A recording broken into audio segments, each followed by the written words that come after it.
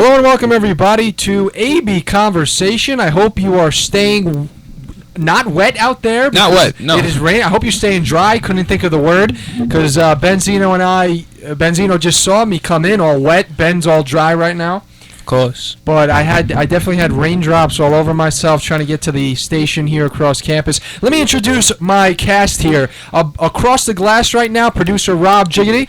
Hello, how you doing? We have behind me right now Robert Big Shot Boncardo. Thank you guys for having me on the show today. And over there, you know him. He's the one and only Benzino the Hero. The ones and twos are back.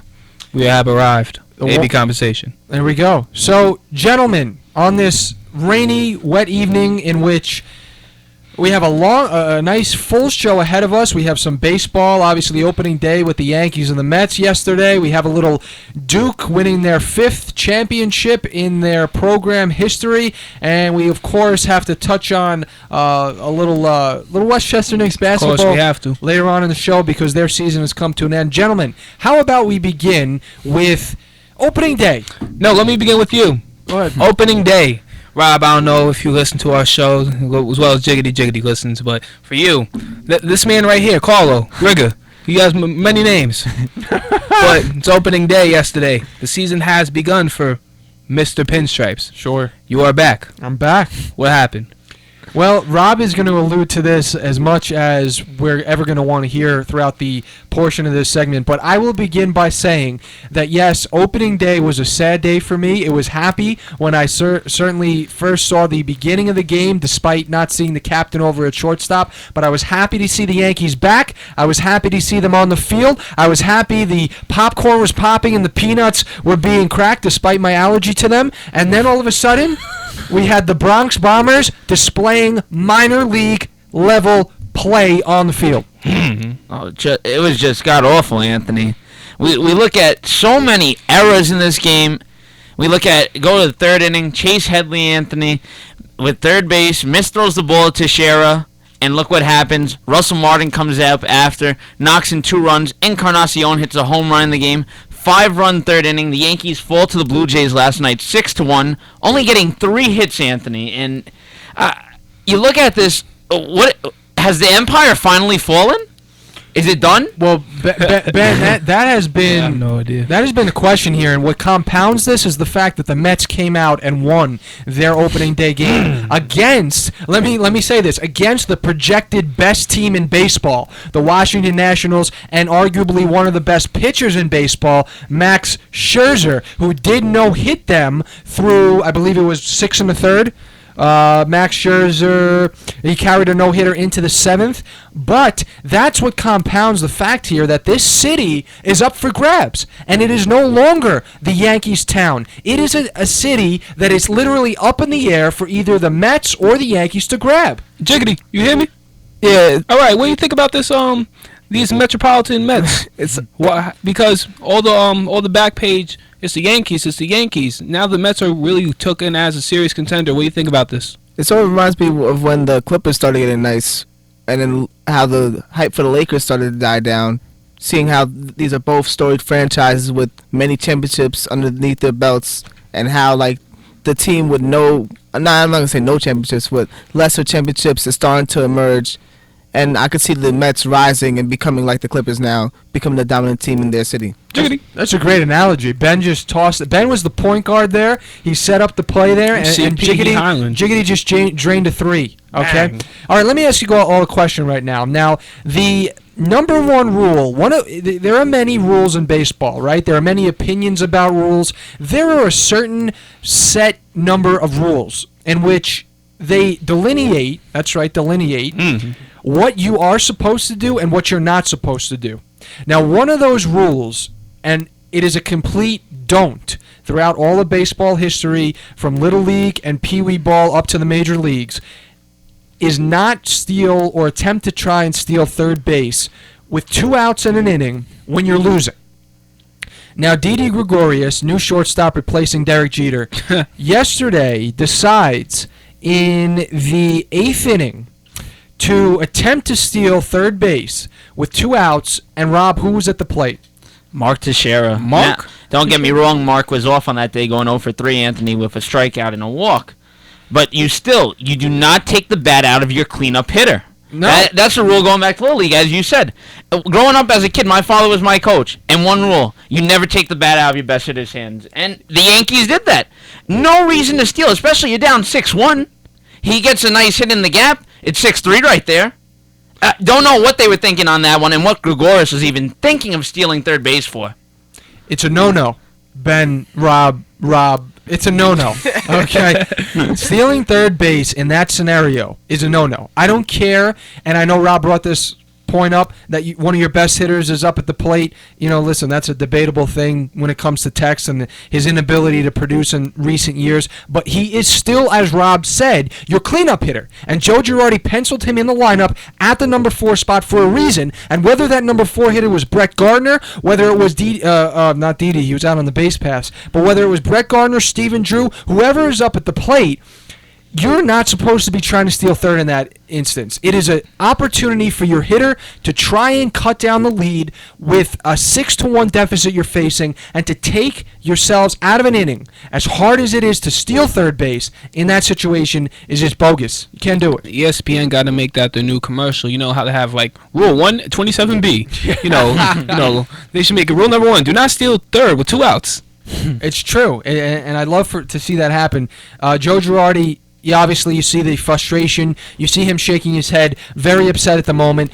Gregorius says he'll never do it again. But let's not, and as many people are doing this, I want not to put all of the pressure on that one play, as bad as it was. The whole Yankee display yesterday, from top to bottom, was not up to par. First of all, we'll begin with Chase Headley, as Rob said in that beginning, that big inning for the Jays. He really, I guess you could say, set the table for the Jays to come up with the big inning there by throwing that ball away.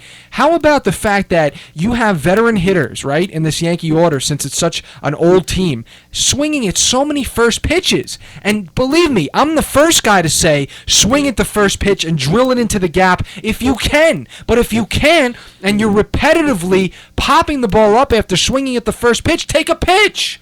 See what the pitcher has. Obviously, Drew Hutchinson is not, he's not a Max Scherzer. He's not a Zach Greinke. He's not a Clayton Kershaw. But you know what? He made you look like you were a bunch of little leaguers out there because you weren't patient at the plate. You didn't see what he had. You didn't make him work the count. You didn't work the count.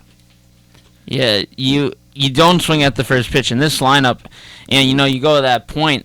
Is it time where the Yankees need to start trading pieces away? I mean, it's only the first game of the season. Don't get me wrong. But I'm seeing it as everybody's in their 30s now. The way we've spent money, it's not going to work anymore. No matter how much money the Yankees could spend, the second highest payroll, they're not going to compete. And it's time to start trading pieces away and building through the farm system. The farm system is the most vital part. Look at the New York Mets. Best pitching staff right now. Best youngest pitching staff out there in the game. And the Yankees need to start looking to do stuff like that. But Rob, if a farm needs an ox, a farm needs hens, a farm needs pigs. Yankees don't even have that in their farm system right now, It's so you true. can't even do nothing with that. It's the truth. That's a big point, Rob, is the fact that Rob is trying to An say... analogy. Rob is trying to say what many people frustrated at the Yankees are trying to say. Basically, disembark, of all this, disassemble of all these big contracts, these big names who are obviously coming over, and as our good friend Jersey Joe likes to say, are helping the Yankees blur the line of average play and mediocrity. These big names are helping this team stay average. They're not putting them over the bump like the Red Sox are probably going to be this year, like teams like the Dodgers are. They have a lot of big names. They have a big payroll, but those players are helping the team. And then you have teams that are building, from the farm system up, like the Orioles did, a while ago, and they really honed a lot of young talent. And we realized... thank you for bringing up this point. How about we go into Masahiro Tanaka, a big contract that has come over, and now your ace is questionable because they decided not to have him have Tommy John surgery. He, decided to go the rehab route, and now the guy can't break 93 miles per hour. Now he's got a drop in velocity. Now he's telling the press, I can't get my velocity up. I'm going to be throwing more two-seam fastballs rather than four-seam fastballs, and this is you're supposed to be your number one guy. That's not good. it's not. Anthony, when he went down last year, the Yankees had no hopes of the playoffs. So what was the point of not making him get the Tommy John surgery? You know what? It's going to take a while to get back. But if you look at this team now, they have a decent pitching staff going down the stretch. And let's say that they're holding in the AL East in June. Tanaka would have been back by then, fully healthy, probably have some velocity back if he had gotten the surgery. Yeah, the Yankees didn't plan ahead, Ben. And this is the thing, Ben and Rob, the Mets made, I have to say, the right decision. Matt Harvey had to have that Tommy John surgery, and most pitchers throughout their career at one point have to get it, and more often than not, they come back stronger from it. Mm-hmm. So to have your pitcher, who you're paying over $200 million for, your golden goose, your guy, the guy to lead this staff since CC Sabathia has proven he can't anymore, come up lame and go into the season now in the very first game he pitches and give up that many runs, over 5 runs in this game, and show that he was not sharp, gave up runs to the back end of the Blue Jays lineup. This is all telltaling of a very poor season coming up for the Bombers. Are you saying this just because of the bad outing, or you really see there's legitimate? I know with Tanaka that's a legitimate problem, but Beltran can get hot. Jacoby, you guys got You're right. Jacoby Ellsbury, but even McCann, he didn't. He almost had a home run, but he missed it. Yeah. I saw that. Yeah. But just for the aspect of overreacting of a first game, I know you guys are avid Yankee fans, diehard Yankee fans. You want to see your team do good, but it's the first game. But you're a fan, so you're gonna analyze it to the critique. So do you think, this is for you two, will the Yankees finish on top of the division? Well, here's the thing. I want to answer this, Ben, and you make a great point about overreacting, because we shouldn't be blowing it up as much as we are after Game 1 of the 2015 campaign. Here's my answer to that. They gave us reason to overreact. Okay. And there's been a lot of speculation on whether or not this team could contend with even the Mets this year on who's going to own the city. And the fact that they come into Game 1 of the season and do so much wrong, that's what's making me this angry. And that's what is making me analyze the way I'm analyzing. And to also answer your question, a lot of the stuff, the good news is, can be fixed from yesterday. Didi Gregorius, you can fix that problem. You address it. Chase Headley, his error, you fix that. You address it. The big things that probably can't be fixed or whether or not Tanaka can be sharp this year. Because if he didn't go through and have that surgery, and he comes into this year the way he has, basically once again blurring that line of mediocrity, that's your ace. And that is something that should have been planned ahead for. That is something that should have been addressed in the offseason. And the fact that he chose to rehab and now comes into Game 1 of this season giving up that many runs to the back end of the Blue Jays lineup, it's a problem. Another thing you could say is, Continue. like, they gave the fans something to worry about. Like, if you lose, it's one thing to lose a game, but if you lose a game not playing the fundamentals of the game, if you lose a game playing the fundamentals, there's something to build on, you could just come back. Maybe it wasn't your night. But if you lose the game because you were stupid, you weren't playing with the fundamentals, that's very worrisome for a sports fan. Completely right. I'm just completely worried with this team. I mean, yes, I might be overreacting over the first game.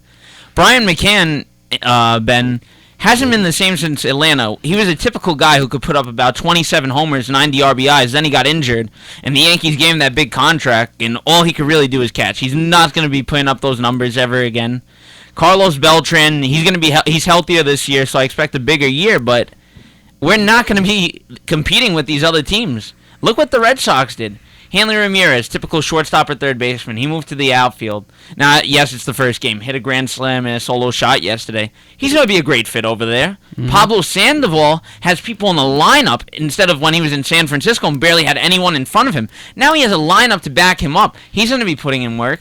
And that's the thing about these other teams. The Red Sox, the Orioles, they know how to lose and then build up a team a year later. The Yankees don't know how to do that. The Yankees just keep spending. As a Yankee fan, I'm just getting aggravated with it. It's ridiculous because you know what? How do you have a $200 million payroll and you guys aren't going to be competing whatsoever? $200 million. Are you kidding me? George Steinbrenner is probably rolling over right now and saying, I could have put a better team on the field than my Suns. Give me that sound bite. He's right. Oh, one more thing, though, about Tanaka that's kind of worrisome for me. Go for it. The fact that the man, this is what his under 20th game that he's played in the MLB. Oh, yeah. He hasn't. Right, he didn't hit 20 games yet. I believe he was maybe 9-2 when he went down last year, something along those And lines. it's already a problem. 9-2. Yeah. And he's losing velocity.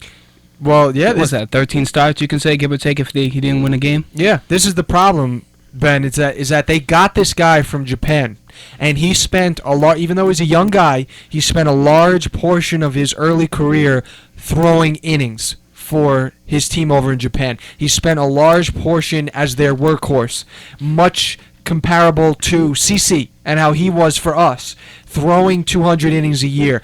And even exaggerated for Tanaka over in Japan. This guy was coming back from one day's rest, and they were using him after he threw over 100 pitches in a playoff game the day before. They worked him, so it was a matter of time that he was going to come over. The Yankees were going to spend a ton of money on this guy, and then boom, he's going to come up lame with an injury. And guess what? First season, he comes up lame with an injury. And the poor decision there is the fact that I don't believe they made the right decision not making him get the Tommy John surgery, because now, as Ben said, we're already into such an early portion of his career in America, and already his velocity has dropped. Already his pitches aren't sharp. Already he has to reinvent himself using more two-seam rather than the four-seam. It's just not. It's not a good outlook, and I'm not mailing in the Yankee season saying they're done. They're not going to compete. All I'm saying is, Game 1 of the 2015 campaign, it worried me. And with Tanaka, Anthony, this should have been noticeable going back to last September when Tanaka came back and struggled in his last couple of outings. Yes. So now it looks really bad on the organization, Brian Cashman and them. Something should have been done, and it just wasn't done properly. And you look at it now at the Yankees, Tanaka's probably going to go down by June. I'm sorry. I hate to be a guy like that. Tanaka's going to go down with the injury and be done. CC Sabathia, just until he realizes, Anthony, that his fastball does not hit 90 miles per hour and he should start throwing curveballs and off-speed pitches, then he'll become a decent pitcher. But until he realizes that, he's going to continue to struggle. Our only hope is Michael Pineda and Nathan Eovaldi. CC's ERA in spring training was over 9 or something crazy. It was high. Don't quote me on the stat. I mean, Rob Jiggity may be able to get us that nugget since he's producing our show, but his ERA was through the roof, and the guts of pitching coach Larry Rothschild to say, and other players, not specific people, not specifically only Rothschild, but certain people have said they're happy from what they saw. Are you kidding me? I mean, how could he give up a few home runs in a game and you say you're happy with what you saw? How does that happen? There were guys, Anthony, I was actually reading an article. Double-A guys were hitting home runs off him. Yeah. Double-A. You haven't even seen Triple-A in the major leagues. No. You kidding me? And Sabathia, with the whole thing with, this year I had to gain the weight because, you know what, with losing the weight, I felt I struggled last season. It's not doing anything for you, buddy. Until you realize how to pitch like a real pitcher does in their 40s. Look at guys like Nolan Ryan, Anthony. Guys who continued pitching and threw innings. He had a year, Nolan Ryan, where he threw for over 300 innings. And guys like Sabathia just need to start learning how to change their pitch count around. I mean, that's the line there. It's the point in your career when you get to a certain point, and you have to decide for yourself whether you're going to reinvent yourself, like so many pitchers did. Most notably, we had one in the last couple of years who made a good transition. I can't remember who it was now. It's escaping me. What team? I can't. I can't remember for the life of me. Anthony's Life Zero, the pitcher he can't name. Well, Tom Glavine, he was one. Okay. He's an example who reinvented himself to start using more off-speed stuff. The one that recently happened, is not coming to my mind. But if CC doesn't do that, like Rob said, he is going to get eaten up. And that's it. His career is going to be over. He has to make that decision to definitely start reinventing himself. Because he's obviously not able to log innings and pitch the way he used to be able to pitch. But anyway, the Mets go on and they win Game 1 of their 2015 campaign, and it was interesting how they did it. They did it in very ironic fashion because they were almost no hit by Max Scherzer into the 7th inning, and then all of a sudden, boom, Lucas Duda comes up with a big hit. Travis d'Arnaud contributing. Bartolo Colon at 41 years of age carrying this team to a win in their first outing, and all of a sudden, we have the story here. The Mets open up the 15 campaign with a win over the best team in baseball.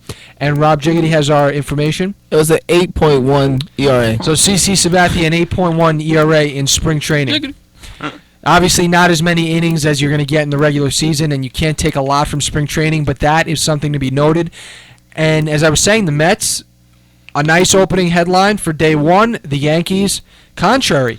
So we shall see how this story continues. Anything else to say on this topic? Well, before we go with the Mets saying how they got this win, let's thank Ian Desmond of the Washington Nationals for basically handing the Mets this game. You know, Anthony, we go to the 6th inning of that game when Scherzer has his no-hitter going. A pop-up hit to Dan Ugla at second base. Ugla's almost about to catch it, and Desmond just slides over and tries to make the catch. Ball drops. Runners on first and second. Then Duda just singles. 2 runs in right there. But here's the difference, Rob, and I get what you're saying. Here's the difference. I see what you're saying. The Mets didn't get out there and pretty much fuel their win with natural abilities. They didn't get up there. They didn't bash the ball around. They got help.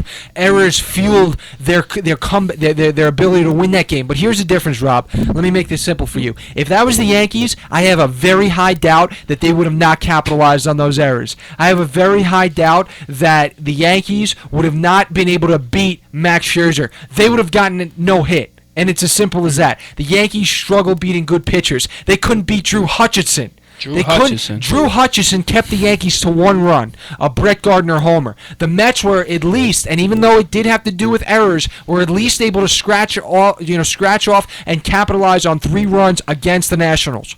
That is something that the Mets have on the Yankees right now, the ability to get across some runs and scratch across the plate a couple of runs against a good pitcher. I don't think the Yankees would have been able to do it. You know, and I agree with you to a point, but they're all unearned runs. The Mets didn't earn them. All unearned. We even go to the 7th inning with Desmond. That one was an unearned run, too. But here's the thing, though. Does Lucas Duda gets that hit, though, to drive in those runs? Does Mark Teixeira get that hit in that big spot to capitalize on the error that was made? I don't think so, but that was my point. Now, clarify for me here. The 3 runs that the Mets got. Let's recap them here. Tell me one more time. We have Desmond made an error, and that resulted in 1 run. That resulted in 2 runs. 2 runs, and that was the 2-run single from Duda. Yeah, and then we go into the 7th inning. Desmond makes an error throwing to Zimmerman at first, which I in my book, Zimmerman should have caught that ball, should have scooped it up great. And then to go up next, Travis d'Arnaud just rips a triple off him. So what I'm saying about my point about where the Mets are at and where the Yankees are at looking at that game, and you're 100% okay to disagree with me, but the way I feel about the Yankees right now in that offense, I can see the Mets doing that by having Duda have a big hit in that situation and capitalize. And I haven't seen enough from a Mark Teixeira over the past few years that I could be confident that he'd be able to capitalize and drive in those 2 even though they were unearned runs. Yeah.